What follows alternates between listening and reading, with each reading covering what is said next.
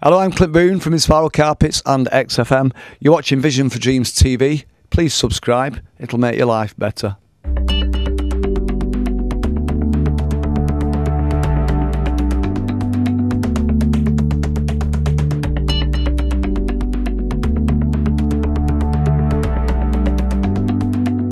Vision4Dreams TV here, live in the studio of XFM, having a chat with Clint Boon.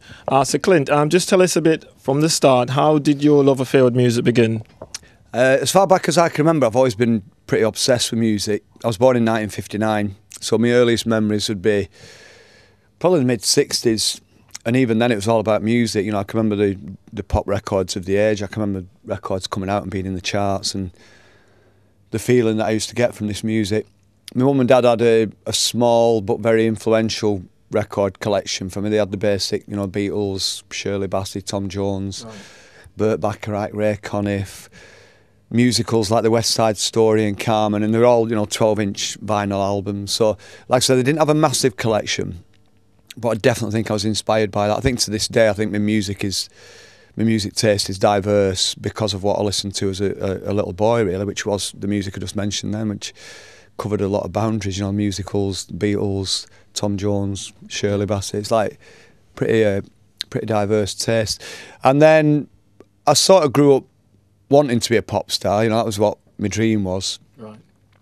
But growing up in the 60s and the early 1970s, a working class kid from Oldham with no real musical talent, you couldn't really seriously think, I'm going to be a pop star. It didn't happen to people like me, you know what I'm saying? It's like musicians in that generation, you know, the big stars of the time were amazing musicians. You know, the 60s, the musicianship in the 60s was incredible, really. You couldn't really blag it like you can now. You had to be a great bass player or a great drummer to get anywhere.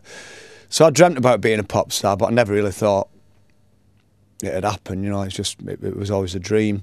And the careers teachers I went to grammar school, the careers officer, whatever he was called, you couldn't tell him, you know, I want to be a pop star. So it was like I wanted to be a vet. That's what I always said, I wanted to be a vet. But in my head, I wanted to be a pop star. Yeah, from all of that, at one point you did get into a band, and then from there, then you ended up becoming a member of the Inspiral Carpets. How did that opportunity come about from all the experiences you had being around the bands? How did you manage to land that gig then?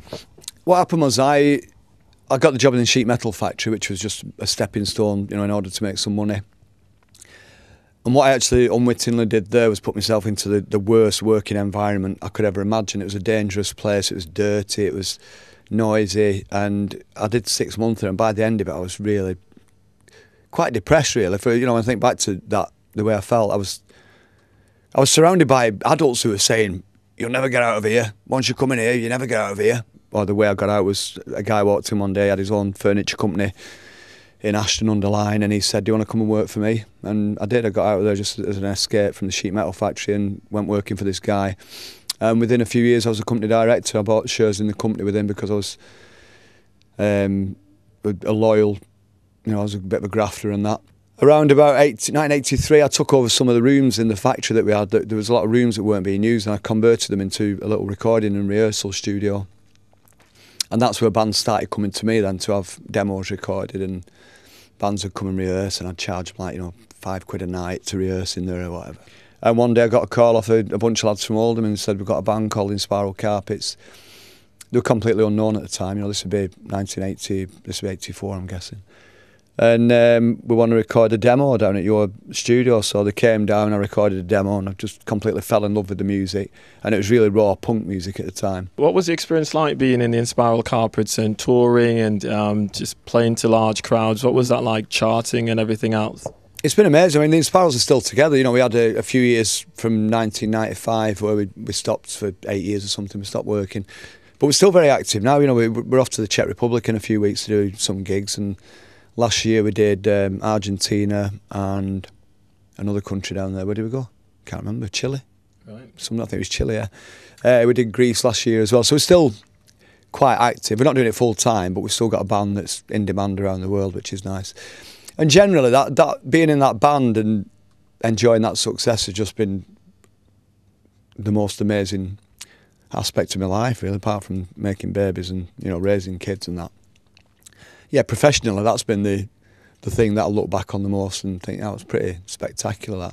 That was everything I dreamed about when I was a kid, you know. Yeah. Me being a pop star on Top of the Pops 8 times, becoming friends with people like John Peel, you know, that was a dream. He taught me a lot about music when I was a kid, you know, listening to his radio show. So suddenly I was hanging out with these people and travelling the world and living in America for a bit and, you know, recording in the south of England for 3 months at a time and all expenses paid and money in the bank, and it was just everything I dreamed of, really.